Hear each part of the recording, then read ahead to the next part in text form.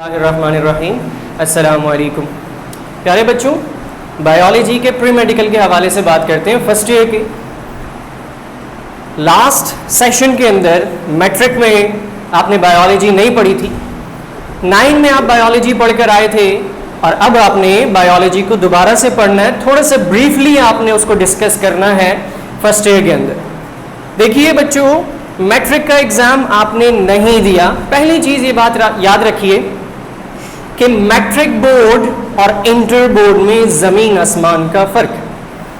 जो बच्चा ये कंसिडर करता है कि वो मैट्रिक बोर्ड के अंदर 80% लेकर आ गया और वही मेहनत वो फर्स्ट ईयर में करेगा तो उसके 80% मार्क्स बन जाएंगे या परसेंटेज बन जाएगी, तो ये पॉसिबल नहीं है। लिहाजा आपको 3 टाइम्स जो आपने मैट्रिक में या 9 में मेहनत की है उसके 3 टाइम्स ज़्यादा आपने मेहनत करनी होगी, तब जाके आप उस 80 को मेंटेन कर सकेंगे। अगर आपने उससे ज़्यादा लेकर आनी है परसेंटेज तो आपको थोड़ा सा और वर्क करना पड़ेगा और मेहनत करनी पड़ेगी। याद रखिए फर्स्ट ईयर और मैट्रिक में थोड़ा सा फ़र्क है। जैसे क्लास 8 में और क्लास 9 के बोर्ड के पेपर में ज़मीन आसमान का फ़र्क है। आप 8 के अंदर बड़ी आसानी से मार्क्स गेन कर लेते हो, 9 के अंदर आपको थोड़ा सा मुश्किल होता है। इसी तरीके से क्योंकि आपका बोर्ड सिस्टम चेंज हो रहा है, आप सेकेंडरी लेवल से हायर सेकेंडरी लेवल पर आ रहे हो तो थोड़ी सी आपको मेहनत ज़्यादा करनी पड़ेगी। बायोलॉजी का कोर्स मैं आपसे लूँगा, मैं सेल्फ इस सैयद उसामा नाजिम। हम इंट्रोडक्शन पर बात करेंगे पहले। आज आपका पहला लेक्चर है बायोलॉजी के हवाले से। तो बायोलॉजी की हमने क्लास लेनी है, प्री मेडिकल आपका ग्रुप है फर्स्ट ईयर का, और इसी तरीके से हमने जो टॉपिक आज डिस्कस करना है उसके अंदर हमने आपका पेपर पैटर्न को डिस्कस करना है, आपके कोर्स आउटलाइन को डिस्कस करना है, आपके चैप्टर्स को डिस्कस करना है और आपको ये बताना है कि आपने किस तरीके से अपने पेपर को अटेम्प्ट करना है जिसकी वजह से आप मार्क्स ज़्यादा से ज़्यादा ले सकते हैं। और फिर हमने 2 सेक्शन में आपके पेपर को डिवाइड करके बताना है कि बॉटनी के पेपर के अंदर आपके कितने मार्क्स होते हैं, ज़ूलॉजी के पेपर के अंदर आपके कितने मार्क्स होते हैं, थ्योरी के कितने मार्क्स होते हैं, प्रैक्टिकल के कितने मार्क्स होते हैं। ये तमाम चीज़ें हम डिस्कस करेंगे।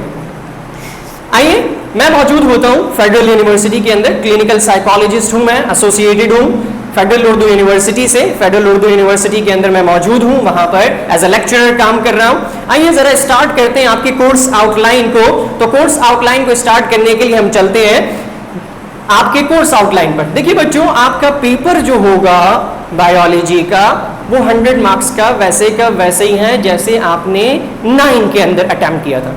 लेकिन फ़र्क क्या आएगा? फ़र्क ये आएगा कि 9 के अंदर आपकी बॉटनी ज़ूलॉजी सेपरेट नहीं थी। आपका एक ही पेपर हुआ था और एक ही पेपर आपने दिया और उसके अंदर आपके बॉटनी के क्वेश्चंस भी थे, ज़ूलॉजी के क्वेश्चंस भी थे। यहाँ पर क्या होगा, फर्स्ट ईयर के अंदर आपका बॉटनी का पेपर अलग दिन होगा, ज़ूलॉजी का पेपर अलग दिन होगा। इसलिए आपका बायोलॉजी का पेपर 2 हिस्सों में डिवाइड हो जाता है, 2 पोर्शंस में डिवाइड हो जाता है। पहला पोर्शन जो है आपका वो बॉटनी का है जो कि 45 मार्क्स का है, और दूसरा पोर्शन आपका ज़ूलॉजी का है जो कि आपका 40 मार्क्स का। याद रखिए बच्चों, आपका ये दोनों मिलाकर बायोलॉजी के मार्क्स आपकी मार्कशीट पे लिखे जाएंगे, बॉटनी ज़ूलॉजी के मार्क्स नहीं लिखे जाएंगे। अगर इन केस आप ज़ूलॉजी के अंदर फेल हो जाते हो तो आप बायोलॉजी के अंदर विच मीन्स बॉटनी के अंदर भी फेल कंसिडर किए जाओगे। इसी तरीके से अगर आप बॉटनी में फेल हो जाते हो, अल्लाह ना करे, तो आप ज़ूलॉजी में भी फेल कंसिडर करोगे, विच मीन्स आपका पूरा पेपर जो कि बायोलॉजी का है उसमें आप फेल कंसिडर किए जाओगे। लिहाजा पहली इस बात को याद रखिए कि बॉटनी का जो पेपर होगा वो 45 मार्क्स का और ज़ूलॉजी का जो पेपर होगा वो आपका 40 मार्क्स का होगा। आइए इसकी डिस्ट्रीब्यूशन को देखते हैं, वो कैसे डिस्ट्रीब्यूट होगा। नेक्स्ट 2 पोर्शन हमने जैसे डिस्कस किया, बॉटनी आपका 45 मार्क्स का होगा और ज़ूलॉजी आपका 40 मार्क्स का होगा। बॉटनी में पहला जो क्वेश्चन आपका बनेगा सेक्शन ए का कंपलसरी होगा। वो सेक्शन ए जो कंपलसरी होगा वो मल्टीपल चॉइस क्वेश्चंस पर होगा और इसके मार्क्स कितने होंगे? 9 मार्क्स होंगे, लेकिन आपको ये अटेम्प्ट करने होंगे एमसीक्यूज 18। बात समझ में आ गई? 18 एमसीक्यूज अटेम्प्ट करेंगे तो आपको 9 मार्क्स मिलेंगे, विच मीन्स हाफ मार्क्स का आपका एक एमसीक्यूज होगा। क्लियर होगी बात? कंपलसरी होगा, एमसीक्यूज आपको लाजमी करना है। क्लियर होगी बात? आइए आगे दूसरा सेक्शन यानी सेक्शन बी, जो कि शॉर्ट आंसर्स क्वेश्चंस पर इन्हिसार करेगा। उसके अंदर आपके जो मार्क्स होंगे वो टोटल मार्क्स 22 होंगे। 16 क्वेश्चंस आपको दिए हुए होंगे, जिसमें से आपको 11 अटेम्प्ट करने, 2 मार्क्स का एक आपका आंसर होगा। अब इसमें बॉटनी के अंदर कुछ 2 लाइन आंसर्स भी होते हैं, कुछ 5 लाइन आंसर्स भी होते हैं। 5 लाइन और 2 लाइन में फर्क क्या है? वो फर्क ये आ जाता है कि जैसे मिसाल के तौर पर 2 लाइन के अंदर उसने कोई बॉटनिकल नेम पूछ लिया आपसे कि आप ये बता दीजिए एलिमेंट का बॉटनिकल नेम क्या है, माइस का बॉटनिकल नेम क्या है। एग्जाम्पल के तौर पर समझा रहा हूं आप। ऐसे कुछ फॉर्मूलेज आपसे पूछ लिए, वो 2 नंबर के अंदर आ गए। कुछ डिस्क्रिप्टिव सवाल आपसे पूछ लिए तो वो 5 लाइन में आ गए। इसको 5 लाइन और 2 लाइन ही कंसीडर करिएगा। याद रखिए 5 लाइन से आप ज्यादा लिख सकते हैं, लेकिन 6.5 लाइन से ज्यादा लिखने की जरूरत नहीं है इसमें। क्लियर हो गई बात? आइए आगे। इसी तरीके से आपके पास जो नेक्स्ट पोर्शन आएगा बॉटनी के अंदर, वो आपके पास आएगा सेक्शन सी का, जिसके अंदर डिटेल या लॉन्ग क्वेश्चन आंसर्स होंगे। अब वो 14 मार्क्स के होंगे। आपको 3 दिए हुए होंगे, उसमें से आपको कोई 2 अटेम्प्ट करने हैं। ठीक है जी, वो 2 अटेम्प्ट करेंगे। और याद रखिए इस बात को कि जब भी आप बॉटनी का पेपर अटेम्प्ट करें या जोलॉजी का पेपर अटेम्प्ट करें, बॉटनी और जोलॉजी के पेपर को अटेम्प्ट करने के दौरान इस बात का ख्याल रखें कि लॉन्ग सवाल के अंदर आपकी हर सूरत डायग्राम बनेगी, चाहे वो बॉटनी का सवाल हो चाहे वो जोलॉजी का सवाल हो। आपने हर सूरत उसके अंदर डायग्राम बनानी है। याद रखिए बायोलॉजी इनकम्प्लीट होती है उस वक्त तक जब तक आपने उसके अंदर यानी उस सवाल के जवाब में आपने डायग्राम को ड्रॉ नहीं किया। डायग्राम को ड्रॉ करना नहीं आता, पूछिए, बताइए कि ये चीज समझ नहीं आ रही, प्रैक्टिस करिए। जितनी प्रैक्टिस करेंगे उतना आपके लिए बेहतर होगा, और जितनी प्रैक्टिस कर ली जाएगी उतना आपका हाथ आसानी से चलता रहेगा, और लेबलिंग आपकी जो डायग्राम की होगी वो आपको याद हो जाएगी, विच मीन्स कि आपको आपका आधा सवाल तो याद हो गया। आई बात समझ में? अब आते हैं जरा हम इसके दूसरे पोर्शन पर। तो जोलॉजी का पोर्शन पहला सेक्शन वैसे का वैसे ही कंपलसरी होगा आपके एमसीक्यूज के हवाले से। वो 9 मार्क्स का था, ये 8 मार्क्स का हो जाएगा, विच मीन्स कि यहाँ पे आपको 16 एमसीक्यूज अटेम्प्ट करने। क्लियर होगी बात? 16 एमसीक्यूज अटेम्प्ट करने का मतलब ये कि हाफ मार्क्स का एक एमसीक्यूज होगा आपका। शॉर्ट क्वेश्चन आंसर जो कि सेक्शन बी के अंदर मौजूद होंगे, उसमें से वो आपके मार्क्स होंगे 20 मार्क्स का पेपर होगा वो शॉर्ट आंसर्स क्वेश्चंस का। अब बायोलॉजी के मॉडर्न पेपर के हवाले से जो पिछले 2 साल से टेक्निक को चेंज किया गया, उस टेक्निक के अंदर ये बताया गया और बच्चे से ये सवाल किया जाता है कि आप रीजनिंग क्वेश्चंस और नॉन रीजनिंग क्वेश्चंस पर आइए। तो इस पोर्शन के अंदर यानी जोलॉजी के पोर्शन के अंदर, शॉर्ट क्वेश्चन आंसर के पोर्शन के अंदर, विच मीन सेक्शन बी के अंदर आपके पास इस 20 मार्क्स में रीजनिंग क्वेश्चंस भी होंगे और नॉन रीजनिंग क्वेश्चंस भी होंगे। नॉन रीजनिंग क्वेश्चंस और रीजनिंग क्वेश्चन कितने कितने लाइंस में लिखने हैं आपने? 5 लाइन से ज्यादा नहीं लिखना। बात समझ में आ गई? 5 लाइन से ज्यादा नहीं लिखना। अगर वो ऐसा सवाल है, जैसे मिसाल के तौर पर एग्जांपल दे रहा हूं कि वो कहता है शेप्स ऑफ बैक्टीरिया, तो शेप्स ऑफ बैक्टीरिया के अंदर आपने हर शेप की डायग्राम बनानी है। रॉड शेप बैक्टीरिया, तो रॉड शेप, सॉरी डायग्राम नहीं बनानी, हेडिंग बनानी है। क्या बनानी? हेडिंग बनानी। अब आप हेडिंग बनाएंगे तो हर हेडिंग को अलग अलग आपने डिनोट करना। ये एग्जाम्पल है। इसी तरीके से आपने इन तमाम को अटेम्प्ट करना है, और ये तमाम जब आप अटेम्प्ट करेंगे तो इसके अंदर आपने 10 क्वेश्चंस को अटेम्प्ट करना है और 10 आंसर्स का जवाब देना है शॉर्ट आंसर्स क्वेश्चन के अंदर। आइए आगे चलते हैं, लॉन्ग यानी सेक्शन सी पर चलते हैं। जब हम सेक्शन सी पर चलते हैं तो सेक्शन सी को जब हम देखते हैं तो उसमें डिटेल या डिस्क्रिप्टिव या लॉन्ग सवाल हमारे सामने आते हैं। 3 क्वेश्चंस आपको दिए हुए होंगे जिसमें से आपको 2 अटेम्प्ट करने हैं। बिल्कुल इसी तरीके से यहां पर भी आपका एक मार्क्स क्या हो जाएगा, रिड्यूस हो जाएगा। यहां 14 मार्क्स का होगा और यहां पर क्या हो जाएगा, 12 मार्क्स का हो जाएगा, विच मीन्स कि आपको एक सवाल जो है वो कितने का पड़ा, 6 मार्क्स का पड़ा। अब एग्जाम्पल के तौर पर ये समझिए कि आपके जोलॉजी पोर्शन के अंदर वो आपसे सवाल करता है कि डाइजेस्टिव सिस्टम का सवाल करता है कि define digestive system, discuss the different types of digestive system, explain the mechanism of digestive system with the help of label diagram. अगर वो with the help of label diagram नहीं लिखता तब भी आपको वहां पर डायग्राम बनानी पड़ेगी, आपको वहां पर डायग्राम बनानी पड़ेगी और डाइजेस्टिव सिस्टम की डायग्राम आप बनाएंगे। इसी तरीके से अगर वो आपसे रेस्पिरेशन के सवाल को पूछता है तो वहां पर भी रेस्पिरेशन की डायग्राम जरूर बनेगी। ये बात समझ में आ गई, क्योंकि बायोलॉजी इनकम्प्लीट है उस वक्त तक जब तक आप उसके अंदर डायग्राम को ड्रॉ नहीं करते। बात समझ में आ गई। अगर डायग्राम ड्रॉ नहीं करेंगे तो हाफ मार्क्स आपके उस सवाल के वैसे ही डिडक्ट हो जाएंगे। कोशिश करिए अपनी परसेंटेज को बेहतर बनाने के लिए, प्रैक्टिस करिए इस चीज की, डायग्राम्स की, ड्रॉ करिए डायग्राम्स को, चार्ट्स बनाइए, चार्ट्स बना के अपने पास रखिए, उन चार्ट्स को, उनको याद करिए। इन तमाम चीजों को जब आप देखेंगे और प्रैक्टिस करेंगे, बार बार डायग्राम को ड्रॉ करेंगे, चाहे आप क्लास 9 की बुक से उठाकर ड्रॉ कर लें, चाहे नेट से उठाकर ड्रॉ कर लें, चाहे गूगल से उठा के कर लें, चाहे आप फर्स्ट ईयर की बुक से उठाकर कर लें या कहीं से भी उठा के करें, लेकिन प्रैक्टिस आपको करनी है।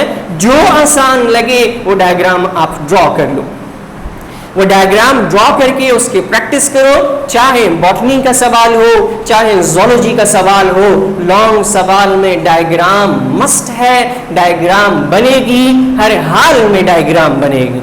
यहां तक क्लियर हुआ आपका। अब ये टोटल जो पेपर बनता है आपका थ्योरी का बनता है। इस थ्योरी के पेपर के अंदर आपके मार्क्स को अगर बॉटनी और जोलॉजी के ऐड किया जाए तो ये बनते 85 मार्क्स के। 85 मार्क्स के बाद 15 मार्क्स कहाँ चले गए? 15 मार्क्स आपके कॉलेज के जो प्रोफेसर होंगे, व्हाटएवर, चाहे वो मेल हो या फीमेल हो, जो भी कॉलेज होगा आपका, वो उनके पास होंगे, आपके कॉलेज से मिलेंगे, क्योंकि आपका प्रैक्टिकल आपके कॉलेज में होगा। आप कॉलेज में प्रैक्टिकल होने के लिए याद रखिए 2 काम करिएगा। एक तो रेगुलर प्रैक्टिकल्स को लैब में जाकर लिएगा ताकि आप नजरों के सामने रहें। दूसरी चीज, जितनी अच्छी प्रैक्टिस करेंगे उतने अच्छे मार्क्स आपके आएंगे, उस मार्क्स से आपकी परसेंटेज इंक्रीज करेगी। लास्ट ईयर एक स्टूडेंट है, आदम जी का स्टूडेंट था, जो हमारे पास पढ़ कर गया। उससे हुआ क्या कि उसके सिर्फ 2 मार्क्स की वजह से उसकी पोजीशन 3rd आई प्री इंजीनियरिंग के अंदर, 3rd पोजीशन पे वो चला गया। कैसे? सिर्फ 2 मार्क्स के फर्क से। वो 2 मार्क्स उसके किसके अंदर, एक प्रैक्टिकल यानी फिजिक्स के प्रैक्टिकल के अंदर उसके कम हो गए, और वो कम होने की वजह से उसकी 2nd पोजीशन से वो 3rd पोजीशन पर चला गया। तो उससे पूछिए 2 मार्क्स क्या होता? तो इसलिए जितनी अच्छी कोशिश करेंगे, जितनी अच्छी प्रिपरेशन करेंगे, जितनी अच्छी एफर्ट करेंगे, उतना आपके लिए अच्छा होगा, उतना आपके फ्यूचर के लिए अच्छा होगा, उतने आपके ड्रीम्स जो हैं वो बढ़कर सामने आएंगे। आगे चलते हैं। जब आगे चलते हैं हम तो आपके कोर्स आउटलाइन की इंट्रोडक्शन को देखते हैं। देखिए बच्चों, इसमें से बहुत सारी चीजें आप पढ़ कर आए, चाहे वो चीजें आपने टॉपिक वाइज पढ़ी हो या चैप्टर वाइज पढ़ी हैं आपने, लेकिन अब क्या करेंगे आप, अब आप थोड़ा सा इसे डिटेल में पढ़ेंगे। जब आप इसे डिटेल में पढ़ने की कोशिश करेंगे तो थोड़ी सी मुश्किलात आपको आएंगी। देखिए, बायोलॉजी फिंगर टिप्स पर याद हो सकती है। जब बायोलॉजी आपके फिंगर टिप्स पर आ जाएगी तो आपको रट्टे मारने की जरूरत नहीं, आपको वो रटने की जरूरत नहीं है। आपको किताब को पकड़ के या नोट्स को पकड़ के झटके लगाने की और उसको रटने की जरूरत नहीं है। चीज को देखिए, प्रोसेस को देखिए, उसकी अहमियत को देखिए कि वो कह क्या रहा है और इसमें हो क्या रहा, ये किस चीज पर इन्हिसार करता है, आपकी बायोलॉजी आपके फिंगर टिप्स पर आ जाएगी। कोई मुश्किल नहीं है, बायोलॉजी बहुत आसान है। हाँ, थोड़ा सा नंबर को लेना इसमें मुश्किल है क्योंकि इसके अंदर बहुत ज्यादा थ्योरी और डायग्राम दोनों की दोनों शामिल है। तो कोशिश ये करिए कि जो 9 के अंदर आप पढ़कर आए हैं, अगर आपको वो याद है तो बहुत अच्छी बात, लेकिन उसमें करना क्या है, आपने उसमें ये करना है कि सिर्फ उसको लिखकर नहीं आना, उसके अंदर एडिशन करनी है। क्यों एडिशन करनी है? इसलिए क्योंकि 9 का लेवल आपका छोटा था, मैट्रिक का लेवल थोड़ा सा बड़ा हुआ, अब आप हायर सेकेंडरी एजुकेशन में आ रहे हो। तो जब आप हायर सेकेंडरी एजुकेशन में आ रहे हो तो आपका फर्स्ट ईयर लेवल 9 से बड़ा है, तो आपको उस हिसाब से लिखना पड़ेगा, उस हिसाब से एक्सप्लेनेशन देनी पड़ेगी। तो आइए स्टार्ट करते हैं आपके फर्स्ट चैप्टर से, जो आपके बायोलॉजी के कोर्स आउटलाइन में पहला चैप्टर है। तो पहला चैप्टर क्या है? Introduction to biology. देखिए बच्चों, क्लास 9 के अंदर भी आपने इंट्रोडक्शन टू बायोलॉजी पढ़ी, लेकिन यहां पर फर्क क्या आएगा? यहां पर फर्क ये आएगा कि इस इंट्रोडक्शन टू बायोलॉजी के अंदर आपने पास्टर का एक्सपेरिमेंट नहीं पढ़ना, आपने निधन का एक्सपेरिमेंट नहीं पढ़ना, आपने रेडाई का एक्सपेरिमेंट नहीं पढ़ना, आपने अरिस्टोटल का एक्सपेरिमेंट नहीं पढ़ना। अरिस्टोटल का, रिदम का, पास्टर का कौन सा एक्सपेरिमेंट था? बायोजेनेसिस और एबायोजेनेसिस के एक्सपेरिमेंट्स थे, वो आपने इसमें नहीं पढ़ने, वो आप पढ़कर आ चुके हैं। बस याद रखिएगा कि वो प्रोसेस कौन से, ए बायोजेनेसिस और बायोजेनेसिस। बायोजेनेसिस फ्रॉम लाइफ यानी जिंदगी से जिंदगी, जिंदा जानदार से जिंदा का पैदा होना, बायोजेनेसिस। ए बायोजेनेसिस क्या है कि एक मुर्दा यानी नॉन लिविंग मैटर से या नॉन ऑर्गेनिक मैटर से एक ऑर्गेनिक मैटर या लिविंग मैटर का प्रोड्यूस होना, उसे क्या कहते हैं? ए बायोजेनेसिस कहते हैं। तो बायोजेनेसिस, ए बायोजेनेसिस के जितने एक्सपेरिमेंट थे आपने नहीं पढ़ने, आपने इसमें जो नई चीज पढ़नी है, आपने क्या पढ़नी है? Importance of biology use for the welfare of Mankind. आप ये बताओगे कि इंसान की फलाह बहबूद के लिए बायोलॉजी के क्या क्या कारनामे हैं, कैसी कैसी कंट्रीब्यूशन है, ये तमाम चीजें आप डिस्कस करो। और इस चैप्टर के अंदर आपने बायोलॉजी की डेफिनेशन को देखना है। पहले पढ़ चुके हो आप बायोलॉजी की डेफिनेशन, हम थोड़ी सी उसको चेंज करेंगे अकॉर्डिंग टू फर्स्ट ईयर। जो 9 में आपने पढ़ी थी उससे थोड़ा सा आप मॉडिफाई करोगे इसे, बॉटनी ज़ूलॉजी को पढ़ोगे, ब्रांचेस ऑफ बायोलॉजी को पढ़ोगे, इन तमाम चीज़ों को आप डिस्कस करोगे। आप साइंटिफिक मेथड पढ़ोगे, साइंटिफिक मेथड की आप तमाम के तमाम स्टेप्स पढ़ोगे। फिर आप आते हो बायोमॉलिक्यूल्स में। क्लास 9 के अंदर बायोमॉलिक्यूल्स का एक जस्ट टॉपिक है चैप्टर 9 के अंदर, यानी न्यूट्रिशन के अंदर। लेकिन फर्स्ट ईयर के अंदर आपने क्या करना है कि बायोमॉलिक्यूल्स को आपने पढ़ना है, चाहे वो माइक्रोमॉलिक्यूल्स हो या मैक्रोमॉलिक्यूल्स हो, चाहे वो छोटे मॉलिक्यूल्स हो या बड़े मॉलिक्यूल्स हो। छोटे मॉलिक्यूल जैसे कार्बन डाइऑक्साइड और बड़े मॉलिक्यूल जैसे प्रोटीन, लिपिड्स, इन तमाम चीज़ों को आपने इसमें डिटेल में पढ़ना है। फिर उसके बाद आप आएंगे एंजाइम में। चैप्टर 10 के अंदर आपने 9 में एंजाइम के एक टॉपिक को पढ़ा है डाइजेस्टिव सिस्टम के अंदर। यहाँ पे आपने एंजाइम के कैरेक्टरिस्टिक्स को पढ़ना है, एंजाइम की टाइप्स को पढ़ना है, एंजाइम की एक्टिविटीज को पढ़ना है, इन्फ्लुएंस को पढ़ना है। इन तमाम चीज़ों को आप पढ़ेंगे चैप्टर नंबर 3 के अंदर। ठीक है जी। इसी तरीके से आप चैप्टर नंबर 4 पर आएंगे तो क्लास 9 में भी आपने सेल पढ़ा है। किसमें पढ़ा है? चैप्टर नंबर 2 के अंदर आपने पढ़ा है। चैप्टर नंबर 2 के अंदर आपने सेल को कंप्लीट पढ़ा, यहां पर भी आपका सेल का चैप्टर बिल्कुल अलग हो जाएगा, बॉटनी का पोर्शन कंसिडर किया जाएगा, आप इसको बॉटनी के पोर्शन में पढ़ोगे और इसके अंदर यानी सेल को भी पढ़ोगे, सेल के साथ साथ सेल के ऑर्गेनेल्स को पढ़ोगे और ऑर्गेनेल्स के फंक्शंस को पढ़ोगे। आगे आइए वैरायटी ऑफ लाइफ आप आएंगे, जब वैरायटी ऑफ लाइफ में आएंगे तो डाइवर्सिटी को आप पढ़ेंगे। डाइवर्सिटी को पढ़ने के लिए आपको बहुत सारी चीजों को रिकॉल करना पड़ेगा। डाइवर्सिटी का मतलब क्या है? चेंजिंग। आपके एनवायरनमेंट के एतबार से आहिस्ता आहिस्ता जो चेंजिंग आपके या आपके ऑर्गेनिज्म या एक सिंपल ऑर्गेनिज्म के अंदर आई है, उसके अंदर कैसे आई, क्या क्या आई, वो सारे के सारे मॉडिफिकेशंस आप इस चैप्टर के अंदर पढ़ोगे। चैप्टर नंबर 6 जो कि किंगडम मोनेरा में शामिल, आपने क्लास 9 के अंदर जो किंगडम मोनेरा को आपने पढ़ा, वो आपने किंगडम मोनेरा सिर्फ मार्गलिस एंड श्वार्ट्ज और विटेकर के क्लासिफिकेशन में पढ़ा, जो 1969 और 1989 रिस्पेक्टिवली के हवाले से उसने प्रोड्यूस किया। किसने? मार्गलिस एंड श्वार्ट्ज और विटेकर के क्लासिफिकेशन के अंदर ये 20 साल का फर्क है। आपने सिर्फ इसके कैरेक्टर्स को पढ़ा और इनके दरमियान फर्क को पढ़ा कि किंगडम मोनेरा को क्या कहा जाता है अकॉर्डिंग टू मॉडर्न किंगडम प्रोकैरियोटा, ये चेंज आ गया। किंगडम प्रोटिस्टा को प्रोटोप्टिस्टा कह दिया गया, इसे प्रोकैरियोटा कह दिया गया। ये चेंजिंग जो आई है ये सिर्फ आपने पढ़ी थी, लेकिन यहाँ पे आप वो पूरे किंगडम को पढ़ेंगे। आप किंगडम मोनेरा के अंदर बैक्टीरिया, साइनोबैक्टीरिया के एग्जाम्पल, उसके कैरेक्टर्स, उसके अंदर रिप्रोडक्शन, उसका रेस्पिरेटरी सिस्टम, ये तमाम चीजें आप पढ़ेंगे। चैप्टर नंबर 7, जो चैप्टर नंबर 7 है आपका, वो किंगडम प्रोटोप्टिस्टा के हवाले से है।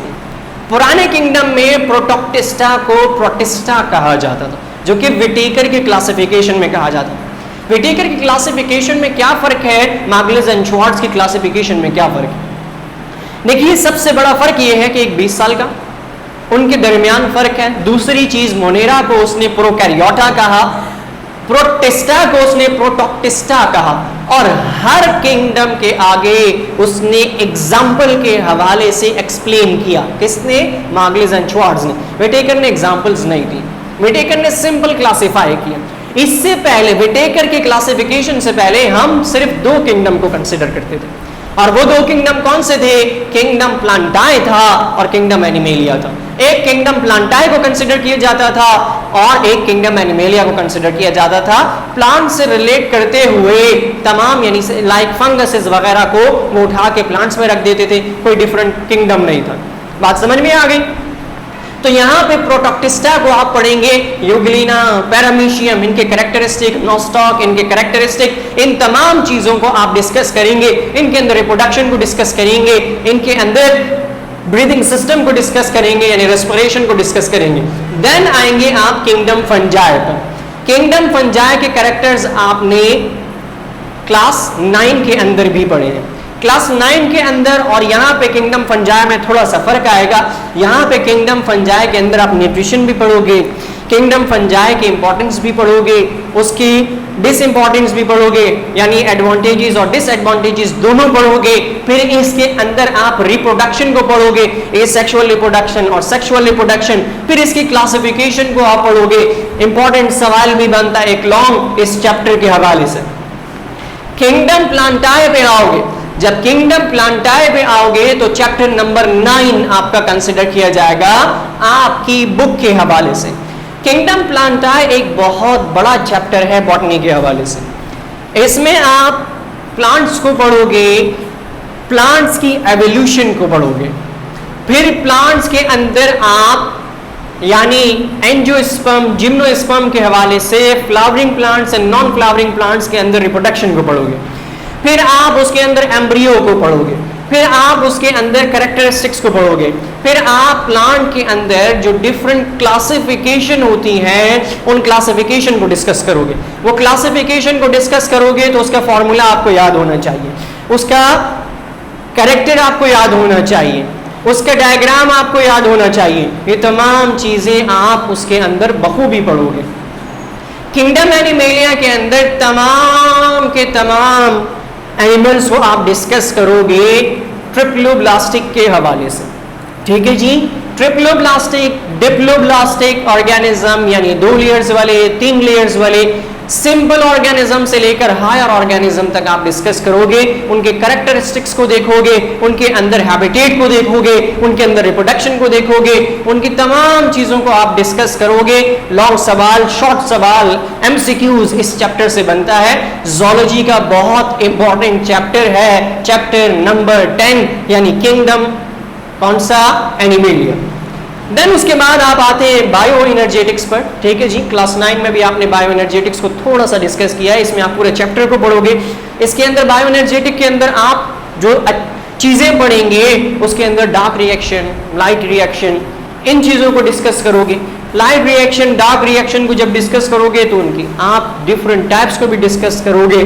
फिर उसके अंदर आप जो है वो C4 प्लांट्स को पढ़ोगे, C3 प्लांट्स को पढ़ोगे, इन तमाम चीजों को ब्रीफली डिस्कस करोगे। क्रेब्स साइकिल को पढ़ोगे। ये तमाम चीजें जो है वो आप इस चैप्टर के अंदर पढ़ेंगे और इसका अमल दखल देखेंगे बायोलॉजी के हवाले से। चैप्टर नंबर 12 जो है आपका वो न्यूट्रिशन के हवाले से है। न्यूट्रिशन आपने क्लास 9 के अंदर भी पढ़ा और न्यूट्रिशन को वैसे के वैसे ही आपने पढ़ा, लेकिन इस यहाँ पर आप इसको थोड़ा सा और मॉडिफाई करके पढ़ोगे। जब आप इसे थोड़ा सा और मॉडिफाई करके पढ़ोगे तो आप इसके अंदर एनिमल्स को भी पढ़ोगे, आप इसके अंदर प्लांट्स को भी पढ़ोगे। एनिमल्स के अंदर न्यूट्रिशन में आप यहाँ पर जो है डाइजेशन का एक इंपॉर्टेंट चैप्टर टॉपिक होता है, उसको डिस्कस करोगे। फिर आप पूरा डाइजेस्टिव सिस्टम को देखोगे। प्लांट के अंदर आप उसके फूड मैकेनिज्म को देखोगे, एनिमल्स के अंदर आप डाइजेशन को देखोगे, हॉरिजॉन्टल डाइजेशन, ठीक है जी, वर्टिकल डाइजेशन, इन तमाम चीजों को आप देखोगे। चैप्टर नंबर 13 के अंदर गैसेस एक्सचेंज को देखेंगे आप। प्लांट के अंदर स्टोमेटा का क्या काम होगा, गार्ड सेल का क्या काम होगा, ट्रांसपायरेशन किसे कहते हैं, गडेशन किसे कहते हैं, ट्रांसपायरेशन कब होता है, गडेशन कब होता है, डे टाइम का क्या फर्क है, स्टोमेटल ट्रांसपायरेशन क्या होता है, लेंटिकुलर ट्रांसपायरेशन क्या होता है, इसी तरह से क्यूटिकुलर ट्रांसपायरेशन क्या होता है, फैक्टर्स कौन कौन से नेसेसरी होते हैं। इसी तरह से ब्रीदिंग सिस्टम को आप पढ़ोगे जिसको आप रेस्पिरेशन कह रहे हो। एनिमल्स के अंदर, मेन के अंदर रेस्पिरेशन को आप पढ़ोगे, इनहालेशन को पढ़ोगे, एक्सहालेशन को पढ़ोगे, वॉल्यूम पढ़ोगे। आप किसका वॉल्यूम पढ़ोगे, आपने लंग्स का वॉल्यूम पढ़ोगे। उस लंग्स के अंदर कितनी कैपेसिटी होती है, कितना एयर आ सकता है, कितनी एयर स्पेस उसके अंदर मौजूद है, ये तमाम चीजों का आप। फिर उसके अंदर जो डिजीजेस आपके लंग्स से रिलेट करते हुए यानी ब्रीदिंग सिस्टम से रिलेट करती हुई डिजीजेस होंगी, उन डिजीजेस को डिस्कस करोगे। देन उसके बाद आप आएंगे अपने किस पर, लास्ट चैप्टर पे, जो कि ट्रांसपोर्ट है। देखिए ट्रांसपोर्ट का मतलब क्या है, movement of material from one place to another. एक जगह से मूवमेंट करना मटेरियल का दूसरी जगह पर, प्लांट में भी होता है और एनिमल्स में भी होता है। प्लांट में वाटर की मदद से होगा और एनिमल्स में उसके ब्लड की सर्कुलेशन की मदद से होगा। ब्लड की सर्कुलेशन का मतलब आप ब्लड को पढ़ोगे, ब्लड के टाइप्स को पढ़ोगे, ब्लड के फंक्शन को पढ़ोगे, हार्ट को पढ़ोगे, हार्ट के फंक्शन को पढ़ोगे, हार्ट के डायग्राम को पढ़ोगे, यानी कार्डियक साइकिल को पढ़ोगे, कार्डियक डिजीजेस को पढ़ोगे। प्लांट के अंदर आप ट्रांसपायरेशन को पढ़ोगे, ठीक है जी, आप इसके अंदर गडेशन को पढ़ोगे, ऑस्मोसिस को पढ़ोगे, पोटेंशियल वाटर को पढ़ोगे, वाटर पोटेंशियल या ऑस्मोटिक प्रेशर को पढ़ोगे। इन तमाम चीज़ों को आप डिस्कस करोगे। एक्टिव ट्रांसपोर्ट, पैसिव ट्रांसपोर्ट, इनको आप डिस्कस करोगे। अब ये जो पूरा आपको एक समरी मैंने बताया, इससे आपको ये पता चला कि बहुत सारे ऐसे टॉपिक हैं जो आपने पढ़े हुए।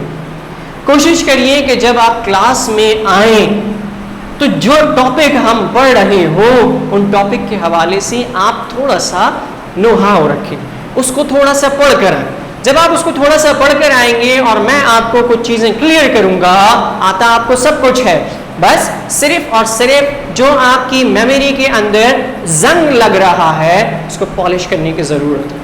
वो थोड़ा सा पॉलिश हो जाएगा, आपको सारी चीजें समझ में आने लग जाएंगी और जब चीजें समझ में आ जाएंगी तो बायोलॉजी आसान हो जाएगी। ये 14 चैप्टर आपके 85 मार्क्स के पेपर को बनाएंगे।